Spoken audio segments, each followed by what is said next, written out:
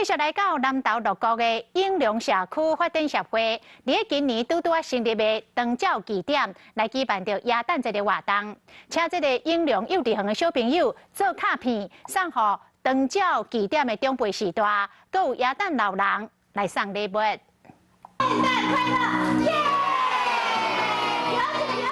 今年成立的鹿谷乡永隆社区长照关怀站有举办圣诞节的活动，幼稚园的囡仔亲身做卡片送予关怀站的老大人，佮有耶诞老阿伯送礼物，予大家提早度过一个温暖快乐的耶诞节。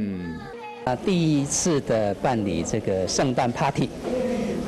那来为我们老人家们带来这种节庆的欢乐。伫这个鹿谷乡上大的长照服务站，每礼拜拢会办2摆课程，或者老大人会使动手做运动，嘛会使为永隆社区带来更较侪活力。足欢喜的，来接受营啊，创啥竞彩啥，足欢喜的。我们社区有这个活动很好，大家可以聚在一起呀、不然老人家都待在家里也不是办法。永隆社区超过30个爱心志工来服务这些老大人，未来嘛继续办理这款的活动，创造舒适的生活环境，和永隆社区的老大人健康兼快乐。